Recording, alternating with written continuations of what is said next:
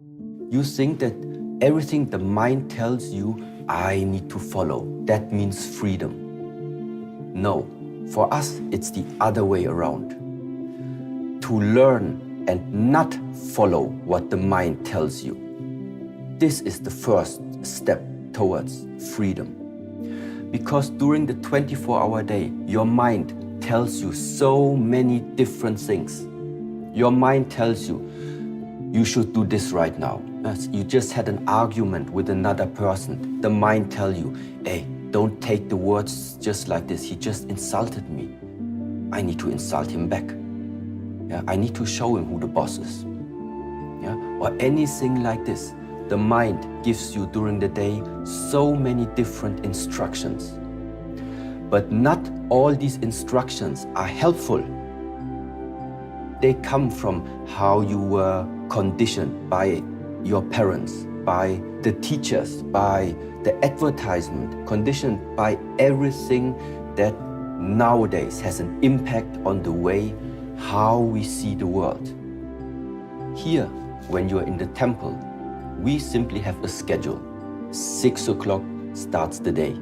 At 7 o'clock, we are preparing food for ourselves. 9 o'clock is the evening ceremony, and this is how the day ends.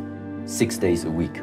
That means inside this daily structure, number one, there is no place for your own wishes, what you would like to do. So that means on the one side, yeah, but the way how you're describing right now, this way of life, it really sounds like a prison to me, because you have no freedom of expressing what you want.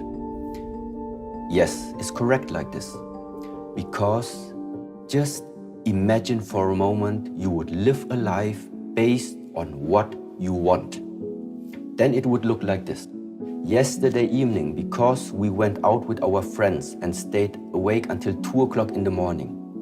Even if today at 7 o'clock I have to be at work, but I don't feel like being at work because I drank too much. So I'm just gonna rest at home, and who cares about my obligations at work? He can search for another person. So then you wake up, and because you're hungry, you directly run to the fridge. At 9 o'clock, open the fridge. Okay, nothing is in there. So first of all, order a pizza at 10 o'clock in the morning again. Then because the pizza, you didn't finish everything, at 1 o'clock you're hungry again. So you run to the fridge and just grab something out of there. Yeah? In the monastery, there are strict eating times. If you're hungry in between, you wait. You don't run every time to the fridge when you feel like running to the fridge. But now let's go extended.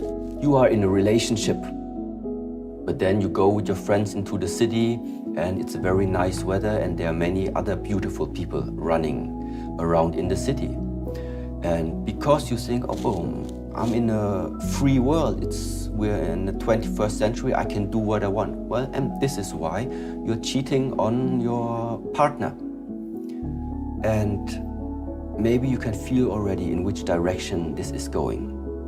We don't think the human is going to develop in a proper direction when he is just following what he thinks he wants to do. This is not the type of freedom that is helpful for yourself, and it's also not helpful for the people that are afterwards dealing with you.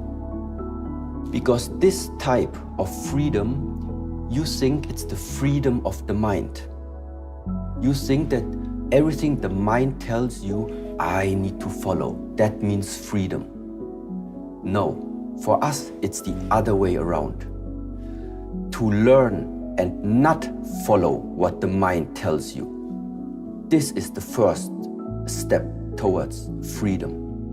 Even so that we're in the 21st century and the possibilities of doing and exploring this world are so huge, it doesn't mean that you should freely do what you want at all times.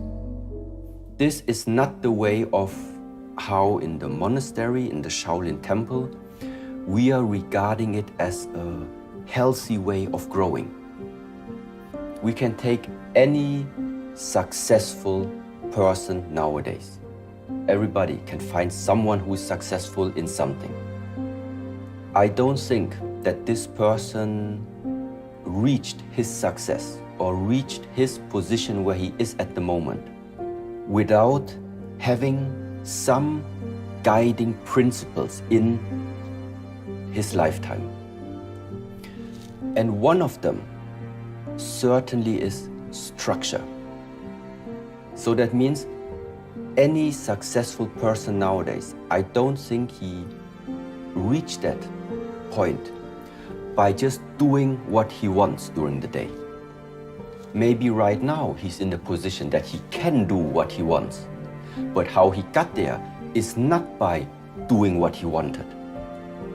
He put himself a structure, he put himself a guideline, and no matter how he felt during that day, this was the code, this was the mission, and this is what he kept. If you feel tired or not, if you are in the mood to do it or not, you had your structure and you kept it. So that also means at the same time, some people have the structure, it's written down, but then they still say, oh, okay, but yesterday I actually really worked hard enough. I think today I can really allow myself to rest. Okay, for some people it's working, but other people are still having this willpower and that discipline that say, it's a 1 week plan, the week is not over yet, so we still keep going.